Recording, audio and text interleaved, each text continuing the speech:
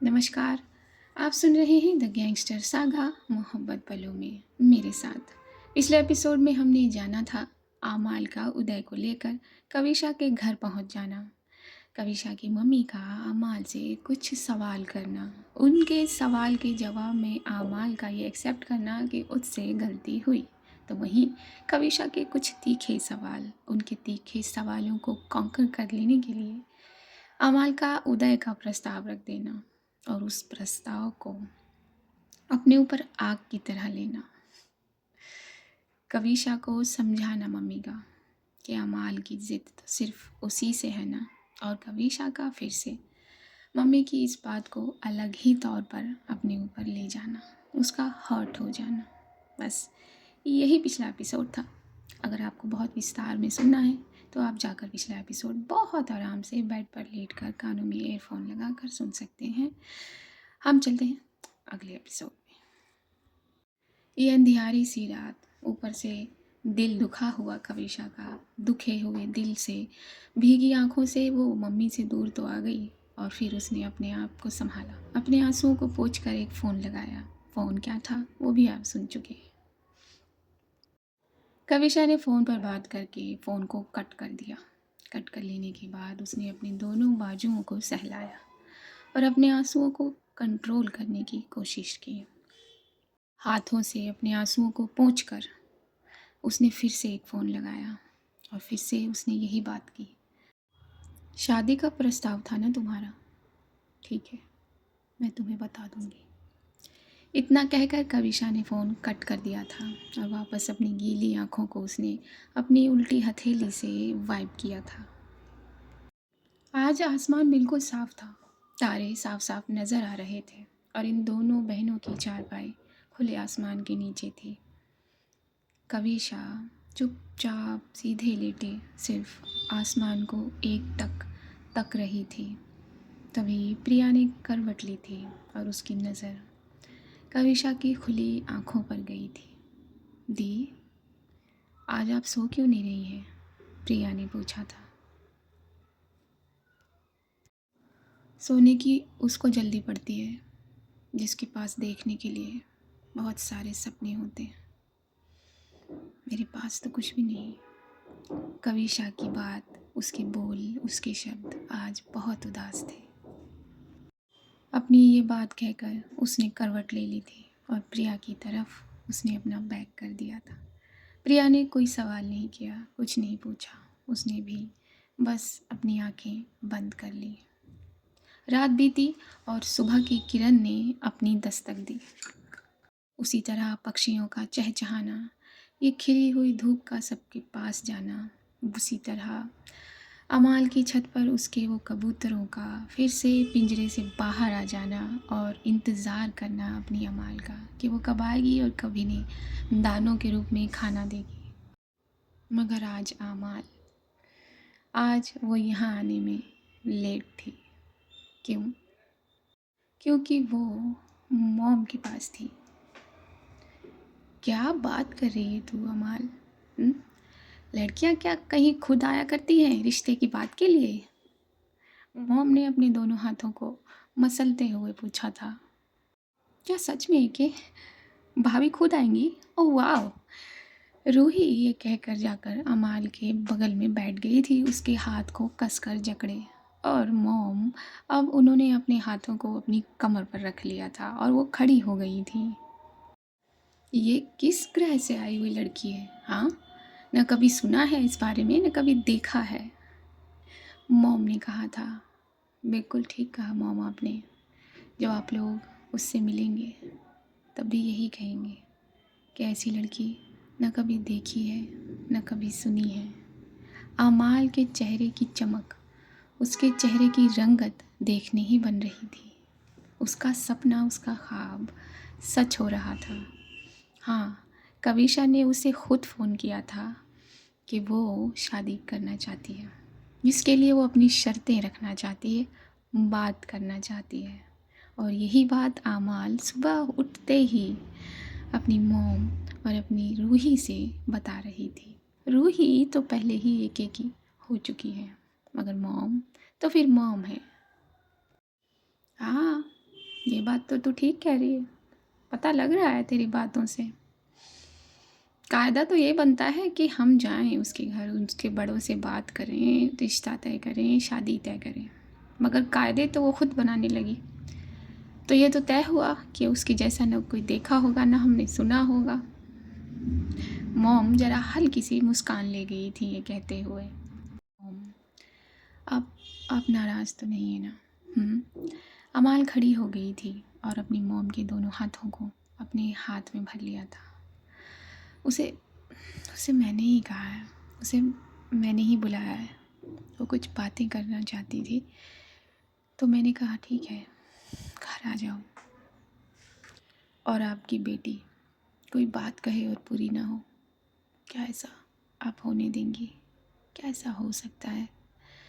Mom, मैं चाहती हूँ जब वो अपनी बात कहे, जब वो मेरी बात माने, तो वो लम्हा पूरा हो, अधूरे होने की कोई गुंजाइश ना हो।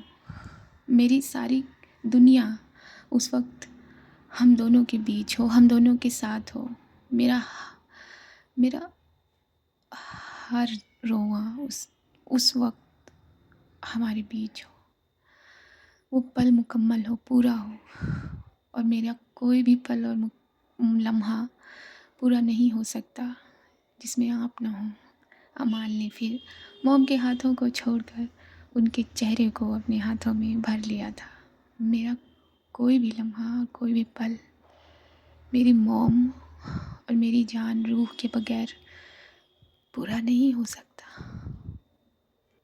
अमाल की ये बात सुनकर बड़ा इतरा गई थी रूह पीछे बैठी हुई, और मॉम उनकी गर्दन तो गर्व से ऊंची हो गई थी और उनके चेहरे पर एक बड़ी सी स्माइल आ गई थी।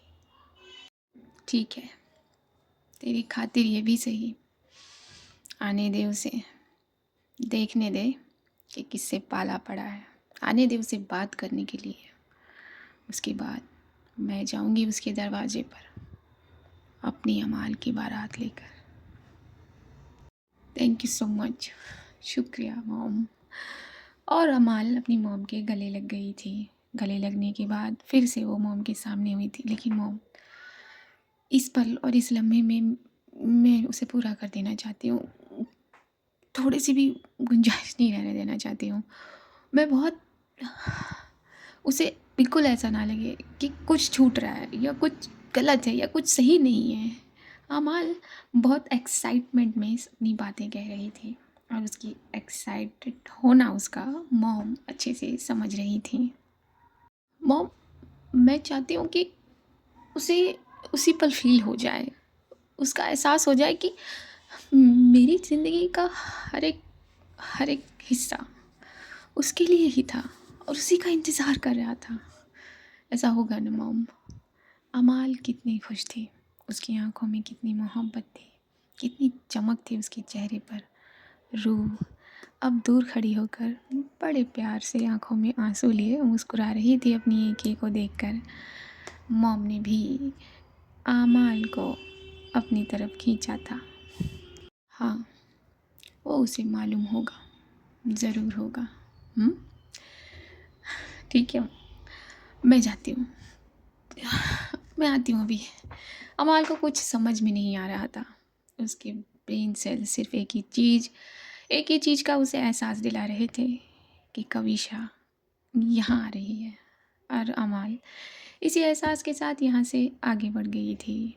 मॉम ने अब एक एक करके अपनी दासियों को पुकारना शुरू किया था। इस हवेली में एक भी तरीके की कोई गुंजाइश ना हो, पूरे की पूरी हवेली बदल दो, सजा दो, ठीक है?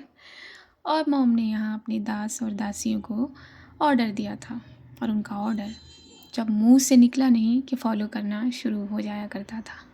तो बस उन्हीं सब चीज़ों में सब लग गए थे। वही हाल उदय का था। उदय को देखिए, अपने हाथों में फूलों के पंखुड़ियों की टोकरी लिए वो उस एरिया पर बिखेर रहा था जिस एरिया से अंदर हवेली के दरवाजे पर आना है। ठीक दरवाजे के सामने जो मूर्तियां नाच रही थीं, आज जैसे उनमें जान नजर आ रही थी। वो पानी आज अलग उड़ रहा था, अलग उड़कर अलग मोतियां बना रहा था। और उदय सिर्फ रास्ते में फूल बिछाने में लगा हुआ था। और गाना क्या गा रहा था? बाहरों फूल बरसाओ, बॉस का महबूब आएगा, बॉस का महबूब आएगा। और खुद गाना गाना गाकर वो अपने ऊपर भी फूल बरसा रहा था। गजब अजब पर्सनालिटी है उदय। ओए, पागल हो गया क्या? क्या कर रहा है ये? अमाल की बात पर अपने ख्यालों से ज़रा बाहर आए थे उदय साहब। अरे क्या कर रहा हूँ बॉस? मेरी भाभी आने वाली है, इस ज़मीन को अपने कदम से सजाने वाली है, तो बस इस ज़मीन को उनके पैरों के काबिल बना रहा हूँ मैं। तो डिस्टर्ब मत करो मुझे, बिल्कुल भी नहीं। जब मेरी भाभी आएंगी तो उनका दिल भी बिल्कुल बागबान हो जाना चाहिए। Okay boss? अमाल उसकी बात पर हंसती थी। अच्छा, तो तू ये चाहता है कि उसका दिल बाग बाग हो जाए? हाँ बिल्कुल चाहता हूँ मैं बॉस। तो ऐसा कर, यहाँ से 9 2 11 हो जा, अपना चेहरा मत दिखा देना उसे, वरना वहीं तुझे गोली से उड़ा देगी। अमाल ये कहकर हंसकर आगे बढ़ी थी। वो 2 कदम आगे ले जाते इससे पहले उसके कदम रुक गए थे।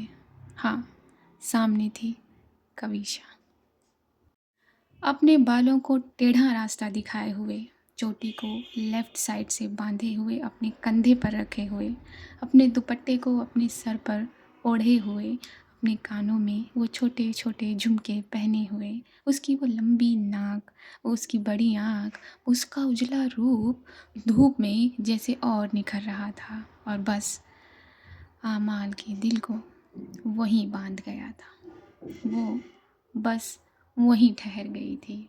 उदय ने बड़ी चालाकी से उस टोकरी को वहाँ रखा और यहाँ से 9 2 11 होने में कामयाब हो गया।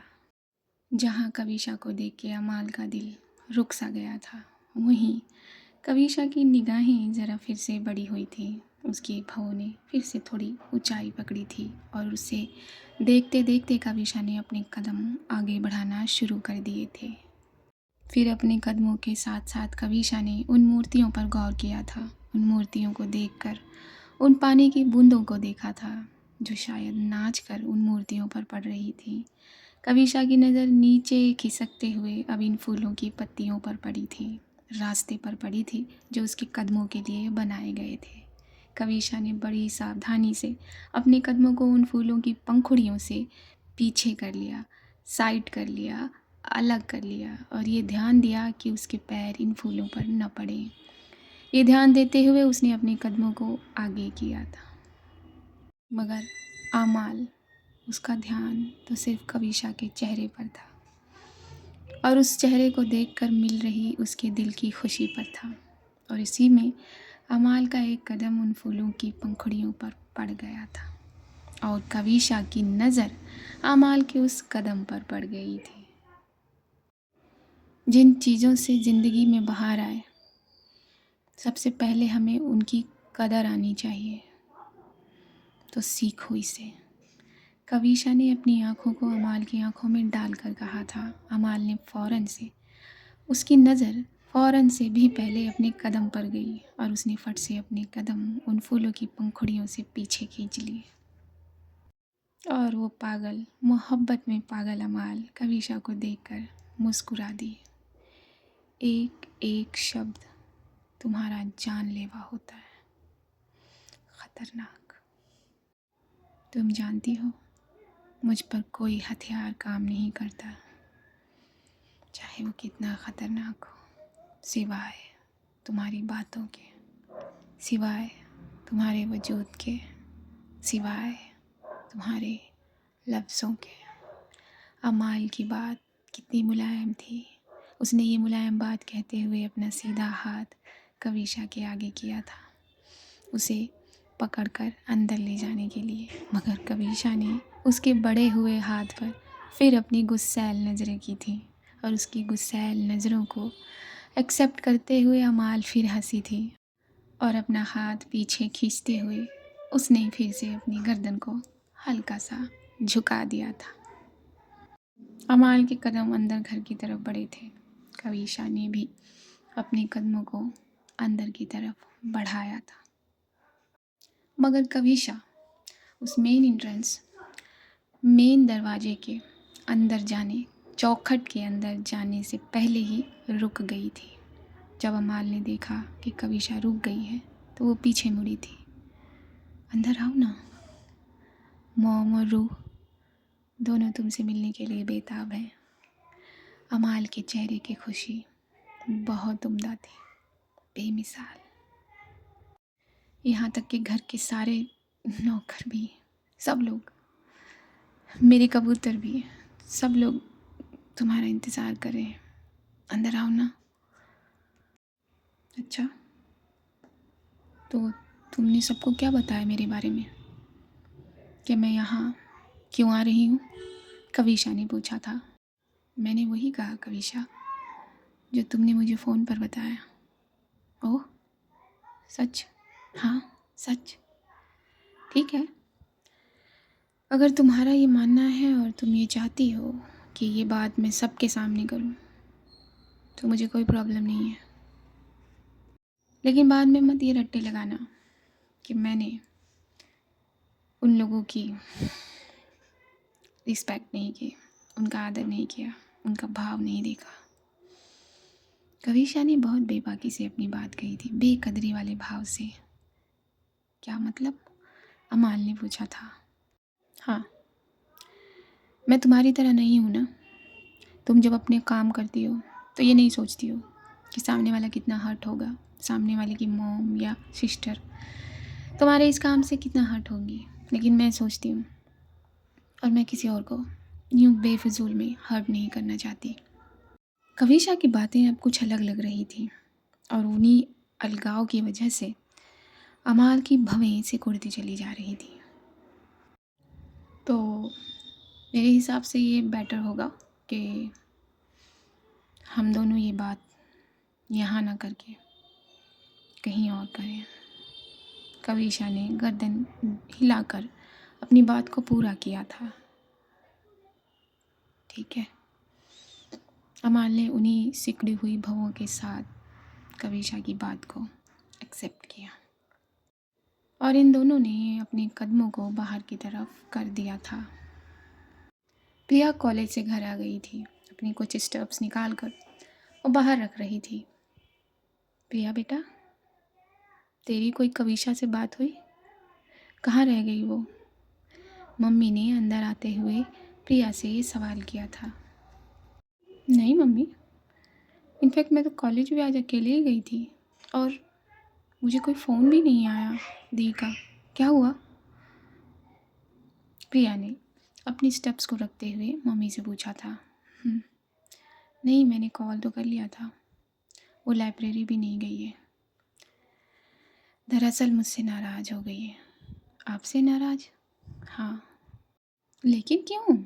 प्रिया ने पूछा। वो रात को मैंने उस पर कुछ ज़्यादा ही गुस्सा कर दिया था, और सब चीज़ों का जिम्मेदार उसे ही ठहरा दिया था। मम्मी परेशान होकर कुर्सी पर बैठी थी। क्या मम्मी, क्या हो गया आपको?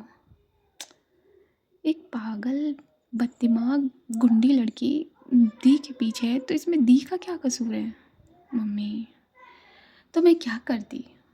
मैं उसकी दुश्मन नहीं हूँ। वो मुझसे नाराज़ हो गई है। पता नहीं उस लड़की का कुछ पता नहीं चलता। अब वो न जाने क्या कर रही है और क्या करने गई है। मम्मी ने ये कहकर अपने माथे को रगड़ा था, और प्रिया घूमकर जाकर मम्मी के पीछे खड़ी हुई थी और उनके कंधे को सहलाया था। यहाँ स्कॉर्पियो को वहीं उसी जगह रोक दिया था आमाल ने, और उसके ठीक पीछे यहाँ पहुँची थी कविशा अपने स्कूटर पर। उसने अपने स्कूटर को खड़ा करके अपने चेहरे को ज़रा ऊपर किया था, तो देखा था उसने वहाँ एक बोर्ड लग गया है। बोर्ड पर कुछ बड़ा बड़ा लिखा हुआ है। कविशा ने अपनी नज़रों को आगे किया, और उसने फिर अपने कदम उसी ब्रिज की सीढ़ियों पर बढ़ा दिए, और ये दोनों फिर सीढ़ियाँ चढ़ते हुए ऊपर पहुँच गए थे। फिर से वही दृश्य था। तुम मुझे यहाँ लाना चाहती थी, तुम मुझसे अपनी बात मनवाना चाहती थी। लो, आ गई मैं। इसलिए नहीं कि मैं चाहती हूँ, इसलिए कि तुमने मुझ पर कोई ऑप्शन ही नहीं छोड़ा। कविशा ने अपनी बात कही थी अपने कड़क लफ्ज़ों में, और फिर से वो अमाल के सामने 4 कदमों की दूरी लेकर उसके सामने अपना रुख करके खड़ी हो गई थी। हाँ, मैं तैयार हूँ तुम्हारी बात मानने के लिए। तुम मुझसे शादी करना चाहती हो ना? I am ready. लेकिन इसलिए नहीं कि तुम्हारी इस पर्सनालिटी पर, इस वजूद पर मैं दिल हार गई हूँ। तुम्हारे इस चेहरे से मुझे प्यार हो गया है। तुम्हारी बातें मुझे रात भर सोने नहीं देती। तुम्हारा तुम्हारा बोलना, तुम्हारा चलना मुझे जगाए रखता है। इसलिए नहीं, बल्कि इसलिए कि मेरे पास और दूसरा कोई ऑप्शन नहीं है। फिर से कविशा की आंखों के साथ साथ उसके लफ्ज़ों में नफ़रत थी, और उस नफ़रत को देखकर आमाल बहुत हैरान थी, बहुत ज़्यादा। तुम ये पर्दे कब हटाओगी? कब हटाकर मुझे देखोगी? तुम इन पर्दों के पीछे से उस अमाल को देखती हो जो बहुत बुरी है, बहुत बुरी। लेकिन जब तुम इन पर्दों को हटाओगी तब असली अमाल से मिल पाओगी। कब देखोगी तुम?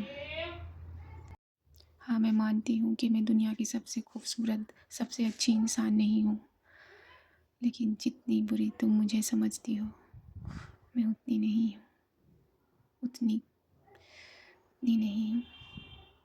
अमाल फिर नज़दीक हुई थी कविशा के। देखो, मुझे तुम्हारी अच्छाई और बुराई को पलड़े में तौलने की ना ज़रूरत लगती है, ना मैं इसमें दिलचस्पी रखती हूँ। मुझे मतलब ही नहीं है तुमसे। तुम बहुत चाहती हो ना मुझे? कविशा ने पूछा था। अमाल फिर एक कदम कविशा की तरफ ले गई थी, और फिर से इन दोनों के बीच में सिर्फ एक हाथ की दूरी थी। हाँ, इस दुनिया में किसी ने जितना नहीं चाहा होगा किसी को, उतना चाहती हूँ मैं तुम्हें। तो अगर कल को मुझसे भी बहुत खूबसूरत, मुझसे भी बहुत अच्छी और दिल को छीन लेने वाली लड़की तुम्हारे सामने आ जाए, तो क्या तुम मुझे छोड़कर उसे चाहने लगोगी? कविशा का ये कैसा सवाल था। बिल्कुल नहीं, अमाल ने फट से जवाब दिया। तो फिर तुम अपने ऊपर, अपनी इस पर्सनालिटी के ऊपर कितने भी चोले पहन कर आ जाओ, तुम मेरे दिल में वो घर नहीं बना सकते जो वो पहले बना चुका है।